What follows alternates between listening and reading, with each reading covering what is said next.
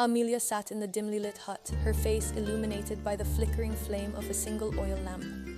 She was dressed in an intricately beaded Masai shuka, its vibrant reds and blues symbolizing her transition into adulthood. Her heart raced as the women of the village adorned her with layers of necklaces, bracelets, and anklets, each carrying the weight of tradition. Outside the hut, the elders of the village gathered. The men, draped in crimson and black shukas, discussed the day's rituals, their voices low and serious.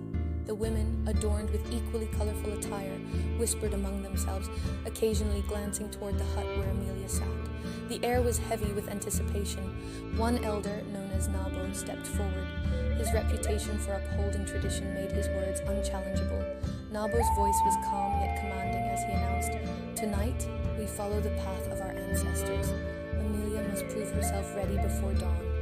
Amelia was led to the center of the village, where a circle of stones surrounded a blazing fire. "The bridal test," whispered a young girl to her friend. No one would tell Amelia what to expect. It was tradition for her to discover it on her own. A young boy approached, carrying a covered basket. The crowd parted to let him through. As he placed the basket before Amelia, Nabo spoke again. "Inside lies your task. To fulfill it is to prove your worth as a bride." Amelia removed the lid slowly. Inside was a dagger, its blade glinting in the firelight, and a bundle of rawhide strips.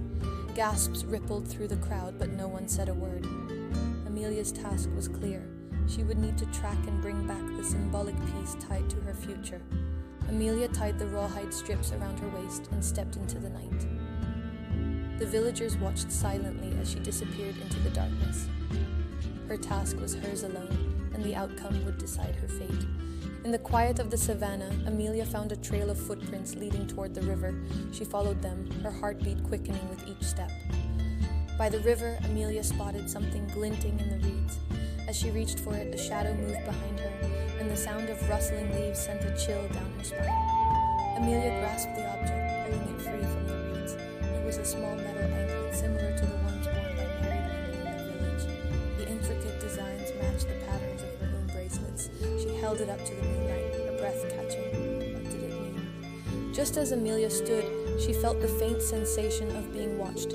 She spun around, but there was nothing, only the sound of the rustling reeds and the distant hoot of an owl. Holding the anklet tightly, she pressed on, her steps quick and quiet. Amelia followed the faint trail of crushed grass and scattered leaves. The path seemed deliberate, as though someone had carefully laid it out for her. But who and why?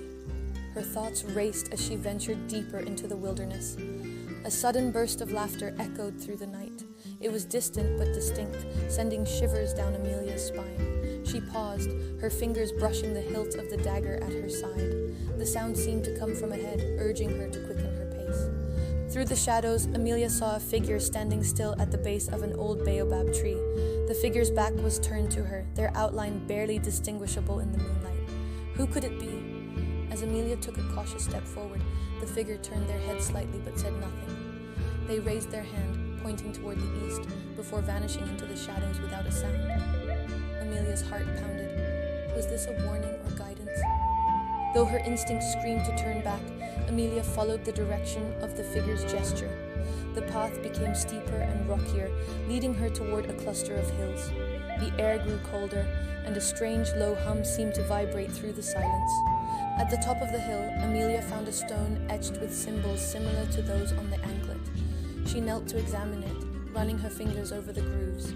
A faint, rhythmic drumming began to sound in the distance, growing louder with each passing second.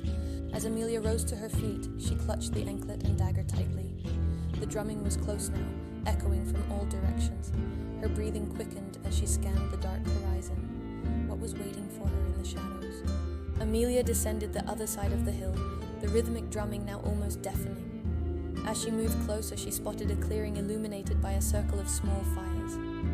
A group of elderly women sat in a circle, each wearing an anklet identical to the one she had found.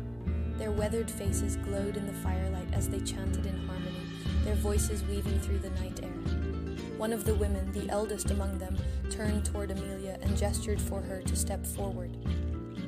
"You have come far, child. she said in a voice that carried both authority and warmth.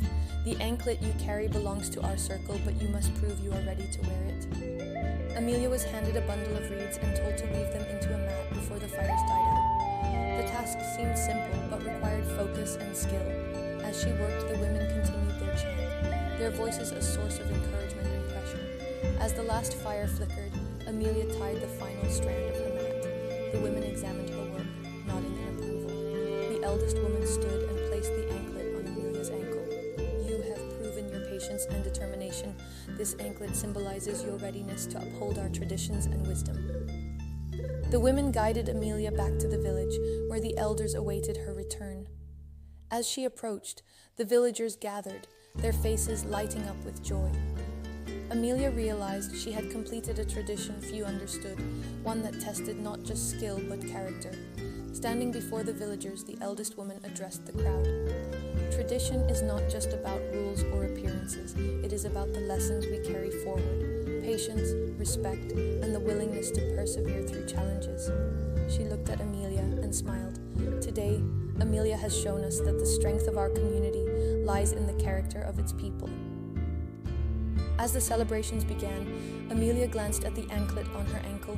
A faint glow caught her eye, but when she blinked, it was gone. Was it her imagination, or did the anklet hold secrets yet to be revealed? She smiled, knowing her journey was just beginning. Tradition is not just about preserving the past. It is a path to discovering inner strength and values that build a stronger community. True readiness is shown through patience, resilience, and character. Hope you liked this story. Subscribe if you find the story interesting.